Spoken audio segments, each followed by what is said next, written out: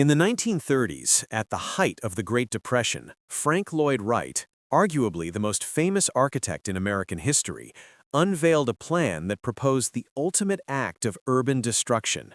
He did not want to bomb cities, he wanted to dissolve them. He despised the congestion, the rent, and the verticality of places like New York and Chicago, calling the modern city a fibrous tumor that needed to be surgically removed from the landscape. His solution was Broadacre City, a radical, decentralized utopia where the city as a dense entity simply ceased to exist. In Wright's vision, the skyscraper was dead, the pedestrian was obsolete, and the horizon was infinite. Every single American family would be given 1 acre of land by birthright. The city would spread out like a blanket across the entire continent, a continuous agrarian suburban web connected by superhighways and flying machines. This was not just an architectural blueprint, it was a manifesto for a new socio-political order called Usonia. Yet despite Wright touring a massive, intricate model of Broadacre across the country for decades, not a single square mile was ever built. It remains the most famous vanished grandeur of the American imagination, a plan that was forbidden by the sheer economic and political impossibility of redistributing the entire landmass of the United States. The haunting power of Broadacre City lies in its terrifying prescience. While the specific aesthetics of Wright's vision, futuristic, organic architecture blending seamlessly with nature, were never realized, the underlying mechanics of his dream actually came true, but in a distorted, nightmarish form. Wright envisioned a world dependent entirely on the automobile, with massive arterial highways, roadside markets, and decentralized living. Look around modern America. The endless sprawl, the strip malls, the dependence on cars, the abandonment of city centers in the mid-20th century. We built the skeleton of Broadacre City, but without its soul or beauty. Wright's Utopia became the modern suburban dystopia. His vision was technically prescribed as a formal government project because it required the abolition of landlords and the redistribution of land, a socialist concept wrapped in rugged individualism. But its ghost quietly conquered the landscape. We are living in a low-resolution, corrupted version of Wright's dream, a vanished grandeur that was replaced by the cheap reality of the subdivision. Welcome back to Vanished Grandeur, where we investigate the dreams that were too big, too radical, or too dangerous to be built. Frank Lloyd Wright is known for his masterpieces like Falling Water and the Guggenheim, but Broadacre City was his opus magnum, the project he worked on from 1932 until his death in 1959. It wasn't a commission, it was a crusade. Wright believed that architecture shaped the moral character of the citizen. He argued that the dense industrial city, with its rented apartments and wage slavery, created a cramped, unhappy human spirit. To free the individual, you had to give them space, specifically, ground. His mantra was, "The city is the people, not the buildings." Unlike his contemporary, Le Corbusier, who wanted to pack people into giant vertical towers, the radiant city, to save nature, Wright wanted to spread people out to inhabit nature. These two visions, vertical versus horizontal, fought a war for the future of the 20th century. While Le Corbusier won the hearts of urban planners, high-rises, Wright arguably won the lifestyle of the average American, even if the result was a forbidden distortion of his intent. The primary evidence of this vanished world is the legendary Broadacre City model.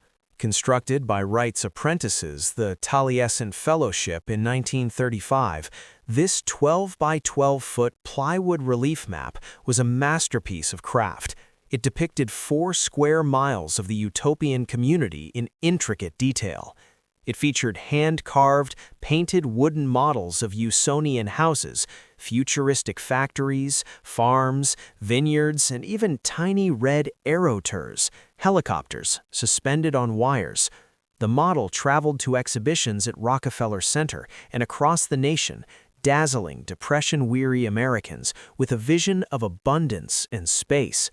For Wright, this model was not a fantasy, it was a rigorous proposal. He designed everything down to the gas stations and the traffic intersections.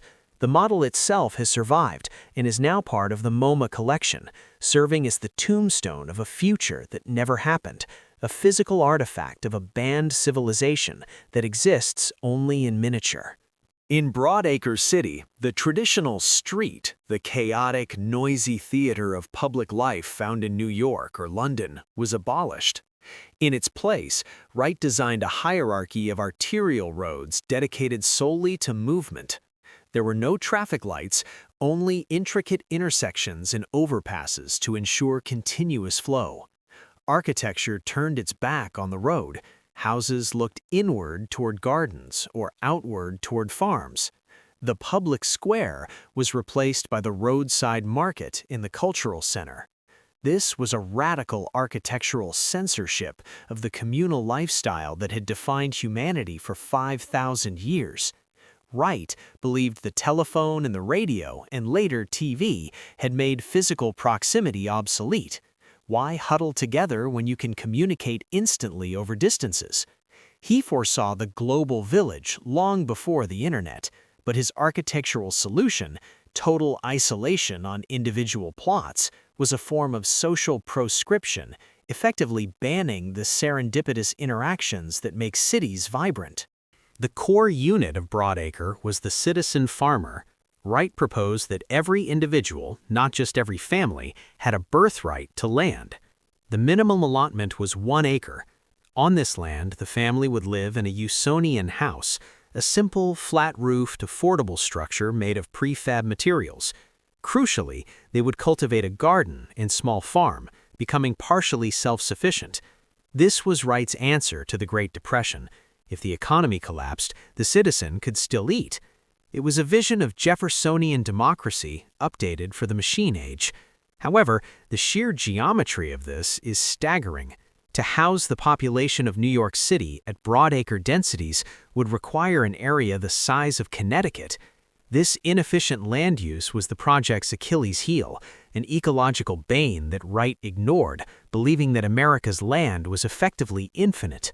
Wright loved machines. He didn't see technology as the enemy of nature, but as the tool to access it. Broadacre City was designed entirely around the car. A child in Broadacre would not walk to school, they would be driven. The architecture reflected this. Buildings were spread far apart, often kilometers between the home and the factory. But Wright went further, envisioning personal flight. He designed the Aerotour, a personal helicopter-like vehicle that would be as common as the bicycle. The city was not just horizontal, it was aerial. The architecture was designed to be viewed from above. This reliance on non-existent technology, cheap personal flight, and unsustainable technology, infinite gasoline, doomed the project to the realm of science fiction. The infrastructure costs alone, building millions of miles of paved roads for a dispersed population, were an economic impossibility that rendered the project forbidden by the Treasury. Paradoxically, in this architect-designed utopia, the architect, with a capital A, was meant to disappear. Wright believed that in Usonia, citizens would build their own homes using simple, prefabricated industrial components. He designed systems of concrete blocks and plywood walls that a layman could assemble. Broadacre was supposed to be a vernacular architecture of the future, liberating the people from banks, landlords, and professional builders. However, Wright was a control freak. In his model, every individual house looked suspiciously like a Frank Lloyd Wright design. The tension between his desire for individual freedom and his need for total aesthetic control was never resolved. Broadacre was a dictatorship of taste, where you were free to be an individual, as long as you were an individual in the style of Frank Lloyd Wright. Wright did allow for tall buildings in Broadacre, but they were radically redefined. He hated the urban skyscraper, calling it a tombstone that cast shadows on its neighbors.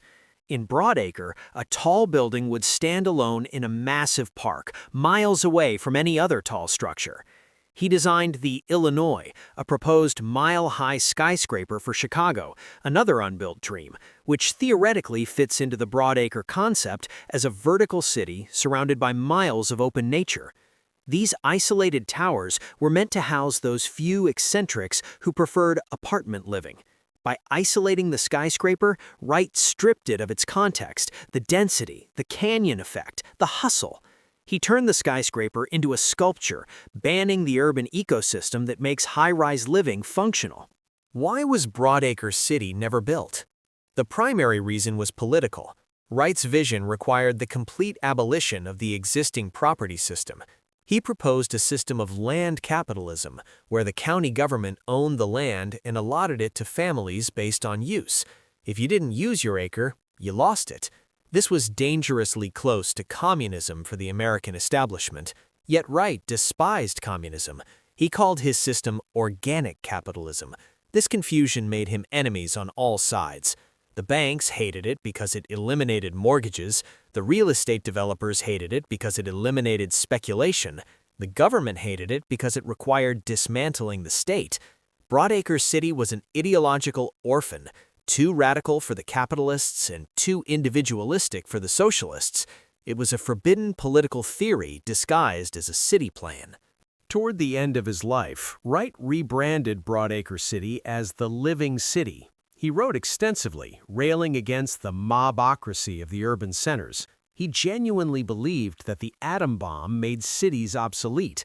A concentrated target was a dead target. Dispersion was the only defense in the atomic age. This Cold War anxiety gave his theories a new urgency in the 1950s. While the government didn't build Broadacre, they did build the interstate highway system, started in 1956. This massive infrastructure project was the exact circulatory system Wright had predicted, but instead of leading to Usonia, it led to the proliferation of the generic suburb, the shopping mall, and the motel, a reality Wright would have found aesthetically repulsive. While the city was never built, the houses were. Wright built over 100 Usonian homes across America. These small, single-story, L-shaped houses with carports, a word Wright invented, and open floor plans are the surviving fragments of the Broadacre dream. They were intended to be the affordable building blocks of his utopia. Today, these houses are coveted, expensive historic landmarks, the exact opposite of the affordable democratic housing Wright intended. Their status as luxury goods is the ultimate irony of the project's failure. The vanished grandeur is the loss of the affordability and universality of good design. Looking back from the 21st century, Broadacre City looks like an environmental disaster. Wright assumed infinite cheap fossil fuels, a city where every trip requires a car and every house is heated individually is a carbon bomb. Wright loved nature, but his plan would have paved over it. By spreading humanity out, Broadacre would have fragmented wildlife habitats and destroyed the very wilderness Wright sought to celebrate. The Garden City would have consumed the garden. This ecological prescription, the realization that density is actually greener than sprawl, is the main reason why Broadacre is studied today as a cautionary tale rather than a blueprint for the future. In the 1990s, urban theorists began to notice the rise of edge cities, massive clusters of shopping, business, and entertainment outside traditional downtowns, like Tyson's Corner, Virginia. These are, in a way, unintentional Broadacre cities. They're decentralized, car-dependent, and lack a clear center. However, they lack Wright's planning, his beauty, and his agricultural integration. We got the traffic and the asphalt without the errors and the vineyards. Wright's vision of vanished grandeur proves that getting the logistics right without the aesthetics results in a soul-crushing environment. Wright believed that isolation would make people better, more thoughtful, more independent, but the legacy of the suburbs has often been one of alienation and loneliness. By removing the public square and the sidewalk, Broadacre City removed the friction of human contact. Wright's architecture was designed for the sovereign individual, but it forgot the social animal. The forbidden density of the city turns out to be essential for mental health and cultural innovation. Broadacre would have been a beautiful, green, lonely prison. The great model of Broadacre City, now stored in archives, is a fragile artifact. It requires constant conservation. It represents a retro future that never arrived. Looking at it with its little red wooden trees and streamlined cars evokes a sense of nostalgia for a path not taken. It is the physical manifestation of the architectural what if. It reminds us that the way we live now, in cities or suburbs, was not inevitable. It was a choice. Wright offered a different choice, a radical, impossible, beautiful choice that was rejected by the collective consensus of the 20th century. Broadacre City was Frank Lloyd Wright's final, desperate attempt to save America from itself. He saw the city as a trap and the machine as the key to the lock. His vision of a decentralized, agrarian democracy was breathtaking in its scope and detail, challenging the very definition of civilization. But it was doomed by its own contradictions. It preached freedom but required total planning. It loved nature but required the car. It was democratic but elitist. It remains the ultimate vanished grandeur because it wasn't just a lost building, it was a lost world. Every time you drive down a highway past a sprawling subdivision, you are driving through the ruins of Frank Lloyd Wright's dream. The physical reality of modern America is a distorted echo of Broadacre. The forbidden utopia wasn't entirely forbidden. It was co-opted, stripped of its art, and sold back to the public as the American dream of homeownership. Wright wanted a nation of philosophers living on the land. He got a nation of commuters stuck in traffic. Broadacre City teaches us that utopias are dangerous because they demand that the world stand still and fit into a perfect model. But the world is messy, chaotic, and dense. Wright's failure was his refusal to accept the messy humanity of the city. Yet his vision remains seductive. In an age of pandemics and remote work, the dream of leaving the dense city for a plot of land and a high-speed connection is more relevant than ever. Perhaps Broadacre wasn't vanished, just delayed. Frank Lloyd Wright's Broadacre City stands as the most ambitious, unbuilt project in American history, a forbidden utopia that predicted our suburban present while condemning its ugliness. If you were fascinated by this dive into the mind of an architectural genius and his war against the city, be sure to subscribe to Vanished Grandeur and leave a comment. Would you have wanted to live in Broadacre City, or would the isolation drive you crazy? Our next episode dives into the depths of the ocean for another radical 20th century dream, underwater cities, the 1960s dream that sank. We will explore the ambitious projects like Jacques Cousteau's Con Shelf and the U.S. Navy's Sea Lab, habitats designed to colonize the ocean floor that were abandoned due to physiological limits and budget cuts. What other extreme environments have architects tried to conquer? Let us know in the comments.